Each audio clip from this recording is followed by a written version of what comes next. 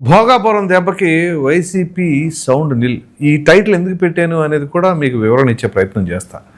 ఇక వివరాలకు వెళ్ళినట్లయితే భోగాపురం విశాఖపట్నానికి అతి సమీపంలో ఉన్నటువంటి ప్రాంతం. అక్కడ ఇంటర్నేషనల్ ఎయిర్పోర్ట్ ఆల్మోస్ట్ అయిపోయింది. రేపు 1వ తారీఖున ప్రారంభోత్సవం.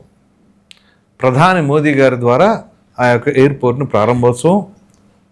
ఆ తదుపరి ఇక రాకపోకలు కూడా ఇంకో వారం 10 రోజుల్లోనే స్టార్ట్ కాబోతున్నాయి. అయితే ఇక్కడ మనం గమనించవలసిన అంశాలు చాలా ఉన్నాయి.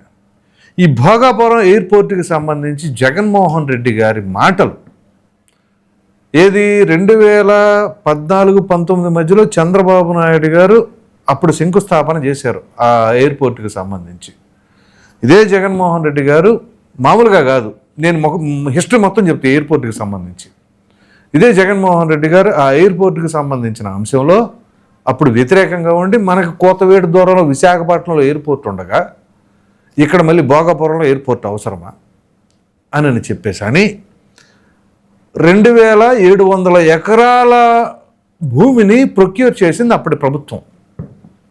అసలు అవసరం లేదు, మీ భూములు రేపు మన ప్రభుత్వం అధికారంలోకి రాగానే మీ భూములు మీకు తిరిగి ఇచ్చేస్తాను, ఇక్కడ అసలు ఎయిర్పోర్ట్ అవసరమా, మీ అండగా నేనున్నానని జగన్మోహన్ రెడ్డి గారు అన్నారు.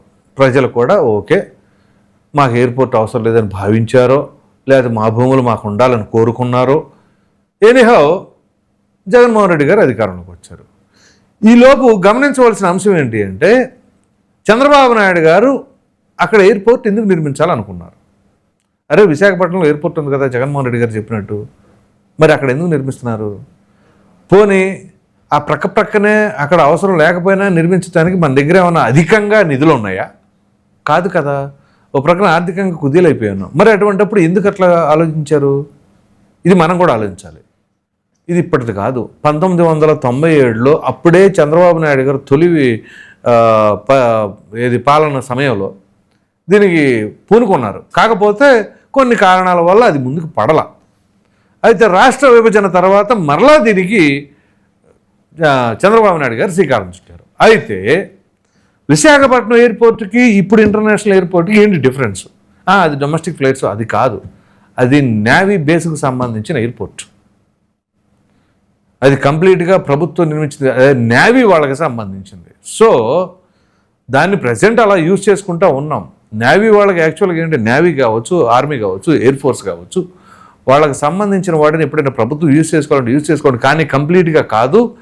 దానికి ప్రొటెక్షన్కి సంబంధించిన ఇబ్బందులు ఉంటాయి. సో ఆ ఇన్స్ట్రక్షన్స్ కొంచెం డిఫరెంట్గా ఉంటాయి. కాబట్టి వాళ్ళు వెయిట్ చేస్తూ ఉన్నారు, వీళ్ళు ఎక్కడైనా ఎయిర్పోర్ట్ నిర్మించుకుంటే బాగుంటుందని. దానికి ఇప్పుడు ఇక్కడ ఎయిర్పోర్ట్లో ల్యాండ్ ప్రొక్యూర్ చేసింది కావచ్చు, ఆ తర్వాత నిర్మాణం, ఆ తదుపరి ఏమైంది, చంద్రబాబు నాయుడు గారు ల్యాండ్ ప్రొక్యూర్ చేసుకున్న తర్వాత ఇదిగో 2700 ఎకరాలు ఎయిర్పోర్ట్ నిర్మాణం అంతా ఓకే అని అనుకున్నారు. అయితే ఇక్కడ చేసింది ఏంటి అంటే 14లో ప్రభుత్వం వస్తే దాదాపు 19లో అనుకుంటా ఆల్మోస్ట్ 10 year ఎండింగ్లో ఈ యొక్క శంకుస్థాపన కార్యక్రమం చంద్రబాబు నాయుడు గారు చేశారు. సో అక్కడ అవకాశం ఉండదు కంటిన్యూ చేయడానికి ఒకవేళ ప్రభుత్వం మారితే. సో ప్రభుత్వం మారింది, జగన్మోహన్ రెడ్డి గారి చేతికి అధికారం వచ్చింది. రాగానే ఆయన ఏం చేశారు, ల్యాండ్ తిరిగిస్తానన్నాడు, ఇచ్చారా? మరి అదే కదా ఆయన ప్రతిపక్షంలో ఉండగా మాట్లాడింది, ఎవలా మరలా ఆయన రివర్స్లో వచ్చారు. ఇదిగో ఎయిర్పోర్ట్ నిర్మాణం అంటాడు ఏంటి ఆయన మళ్ళీ, అప్పుడేమో భూములు తిరిగిస్తానంటాడు, మళ్ళీ ఎయిర్పోర్ట్ పోనీలే ప్రభుత్వం తీసుకుంది కాబట్టి నిర్మిస్తున్నారు అని అనుకుందాం, ఓకే. మరి అప్పుడు ఆ ల్యాండ్ని కూడా సక్రమంగా అలా యూజ్ చేయాలిగా. ఇందులో మళ్ళీ గ్యామ్లింగ్. 2700 ఎకరాలు అక్కడ ప్రొక్యూర్ చేస్తే 2200 ఎకరాలు మాత్రమే అక్కడ చూపించారు. మరి మిగతా 500 ఎకరాలు దేనికి ఉపయోగించారు? అంత భూమి అవసరం లేదు, ఇంత సరిపోద్దులే అని చెప్పేసి 2200 ఎకరాలే. ఆ మిగతా 500 ఎకరాలు పోనీ ఏమన్నా ఆ భూమి ఎవరెవరైతే రైతులు అన్నారో వాళ్ళకి ఇచ్చారా? వాళ్ళకి ఇవ్వాల. వాళ్ళకి ఇవ్వక ఇటు ఎయిర్పోర్ట్కి కేటాయించక ఏమైనట్టు? ఇది ఖచ్చితంగా ఆలోచించాలి. సో పోనీ ఇది కూడా పక్కన పెడదాం. ఆ తదుపరి ఈ ఎయిర్పోర్ట్ నిర్మాణానికి సంబంధించిన కార్యక్రమాలు ఎంతవరకు మీరు కొనసాగించారు, ఏ మేరకు దాని ప్రోగ్రెస్ ఉంది? ఏ రోజైనా సరే ఆ 5 ఏళ్ల వైసీపీ అధికారంలో ఉన్న సమయంలో ఒక్క టీవీ ఛానల్లో అయినా ఒక వైసీపీ స్పోక్స్ పర్సన్ అయినా ఇదిగో భోగాపురం ఎయిర్పోర్ట్ మా నిర్మాణం ఇంతవరకు చేసాం, దీనికి ఇన్ని నిధులు కేటాయించాం, ఇంత ఇప్పుడు ఖర్చు పెట్టాం, ఇంకా ఇంత ఖర్చు పెట్టాలి, దాని ఇంత పర్సంటేజ్ కన్స్ట్రక్షన్ పూర్తయింది అని ఏ రోజైనా ఒక్కరన్నా మాట్లాడారా? ససేమిరా మాట్లాడాల. ఎందుకు మాట్లాడాలా? చేసుకొని చెప్పుకునే గుణం లేక చెప్పుకోలేదా? ఎందుకు బ్రహ్మాండంగా చెప్పుకుంటారా? ఎందుకంటే సెల్ఫ్గా చెప్పుకోవడంలో వాళ్ళే సాటి. డైరెక్ట్గా జగన్మోహన్ రెడ్డి గారు అన్నారు కదా ఓడిపోయిన తర్వాత, నన్ను అభినందించాల్సింది పోయి నాకు శాలువాలు కప్పాల్సింది పోయి ఏంది మాటలని ఆయనే అన్నాడు. సో అంటే ఆయన అంతటికి ఆయనే చెప్పుకుంటున్నాడు, నన్ను అభినందించాలి, నాకు శాలువాలు కప్పాలి, నాకు బొకేలు గికేలు ఇవ్వాలని ఆయనే చెప్పుకుంటున్నాడు. సో అటువంటి వ్యక్తి భోగాపురం నిర్మాణ పనులు చేసుకున్నప్పుడు బయటకు చెప్పుకోకుండా ఎటువంటి పబ్లిసిటీ లేకుండా ఉండేవాళ్ళ వీళ్ళు? కానే కాదు. అంటే అసలు వీళ్ళకి ప్రాధాన్యత అనేది ఈ ఎయిర్పోర్ట్లు, రాజధానులు, లేకపోతే డెవలప్మెంట్ యాక్టివిటీస్, రోడ్స్ కావచ్చు, ఫ్లైఓవర్స్ కావచ్చు, అలాంటివి అసలు వాళ్ళ కేటగిరీలో ఉండవు. వాళ్ళకి ఏదైనా ఉంది అంటే వెల్ఫేర్ స్కీమ్సే. వెల్ఫేర్ స్కీమ్స్ తప్ప ఇంక వేరే ఆలోచన ఉండదు. ఆ బటన్ ఒకటి కార్యక్రమం, అది పరిస్థితి. పోనీ తప్పని కాదు, అది ఉండాలి, దాంతోపాటు మరి డెవలప్మెంట్ ఉండాలిగా. అది ఇది వదిలేస్తే ఎలాగా? సో ఆ రకంగా ఉంటుంది. ఇప్పుడు కూటమి అధికారంలోకి వచ్చిన తర్వాత ఇదే భోగాపురం ఎయిర్పోర్ట్కి సంబంధించి నిర్మాణ పనులు వేగవంతంగా, ఎంత వేగవంతం అంటే యాక్చువల్గా డిసెంబర్ 2026కి ఆ భోగాపురం ఎయిర్పోర్ట్ కంప్లీట్ అయిపోతుంది అనేది వాళ్ళ యొక్క షెడ్యూల్లో భాగం. కానీ ఊహించిన దానికంటే ముందుగానే ఇప్పుడు 2026 ఆగస్టు 1వ తేదీనే, అంటే జూలై ఎండింగ్కి ఆగస్టు 1కే అది ప్రారంభోత్సవం జరుగుతుందంటే 5 నెలలు అడ్వాన్స్. అందుకని నేను టైటిల్లో పెట్టింది వైసీపీకి సౌండ్ నిల్ అని. వాళ్ళు ఎలాగూ చేయలే.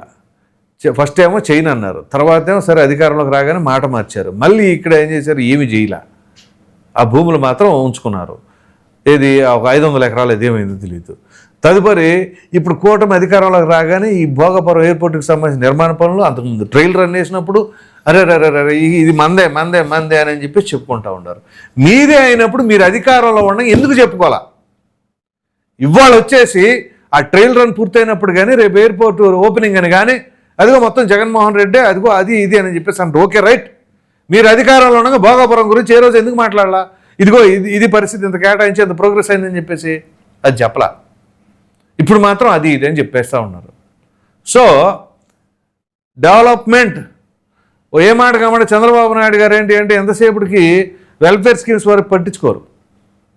తొలిసారి ఆయన కీరీలో తొలిసారి 2024లోనే ఇక వెల్ఫేర్ స్కీమ్స్ వైపు కూడా మనం ఫోకస్ చేయాలి, లేకపోతే తప్పదు. దానికి ముందు ప్రభుత్వం కంప్లీట్గా వెల్ఫేర్ స్కీమ్స్ మీద వెళ్ళింది కాబట్టి మనం ఎంతో కొంత వెల్ఫేర్ స్కీమ్స్ మీద ఫోకస్ చేయాలి అని ఆయన తీసుకున్న నిర్ణయం. మామూలుగా అయితే ఆయన ఎప్పుడు కూడా డెవలప్మెంటు, ఇన్వెస్ట్మెంటు, ఎంప్లాయ్మెంటు వీటి మీదే ఆలోచిస్తూ ఉంటారు. So for the first time welfare schemes మీద ఫోకస్ చేసి రాగానే సామాజిక పెన్షన్స్, ఈ వృద్ధాప్య పెన్షన్స్ వీటన్నిటికీ ఇంక్రీజ్ చేసి ఇవ్వటం, ఆ తదుపరి హామీ నిలబెట్టుకోవడం ఇమీడియట్గా అట్లా జరిగిందనమాట. అఫ్కోర్స్ ఇంకా 1 or 2 ఉన్నాయి. 1 or 2 ఏంటి 2 ఉన్నాయి. స్త్రీనిధి అని ఏదో ఉంటుంది కదా, మహిళలకి 18 సంవత్సరాలు నిన్నోడికి 1500 రూపాయలను, నిరుద్యోగ భృతి 3000 రూపాయలు. సో అలాగే ఈ ఫీజు రియంబర్స్మెంట్ కూడా 10,000 కోట్ల బకాయిలు ఉన్నాయని చెప్పేసి అంటున్నారు. మరి దానికి కూడా ఏమైనా ప్రభుత్వం తక్షణం స్పందిస్తే బాగుంటుంది ఈ వెల్ఫేర్ స్కీమ్స్కి సంబంధించి. సో ఎనీహౌ ఇక్కడ ఈ విషయంలో మరి ఈ భోగాపురం ఎయిర్పోర్ట్కి సంబంధించిన దాంట్లో ఇక్కడ అసలు అవసరమే లేదన్న జగన్మోహన్ రెడ్డి ఇప్పుడు ఆలోచించడానికి ప్లేట్ ఫిరాయిస్తారు. మామూలు ఫిరాయించరు. గతం మర్చిపోతారేమో తెలియదు కానీ ఇప్పుడు జగన్మోహన్ రెడ్డి గారు బయట గతంలో ఏం మాట్లాడారు, 14-19 మధ్యలో, 19లో ఏం మాట్లాడారు, మళ్ళీ ఇప్పుడు ఏం మాట్లాడుతున్నారు అనేది ప్రతి ఒక్కటి కూడా సోషల్ మీడియాలో సర్క్యులేట్ విపరీతంగా అవుతూ ఉంది. సో అందుగురించే నేను ఇక్కడ ఈ విధంగా ఈ టైటిల్ పెట్టడానికి అది మరి జస్టిఫికేషన్ అవుతుందా లేదా, మీ అభిప్రాయం ఏంటి, జగన్మోహన్ రెడ్డి గారు వైఖరి పట్ల అనేది మాత్రం కామెంట్లో తప్పకుండా తెలియజేయండి. Thank you.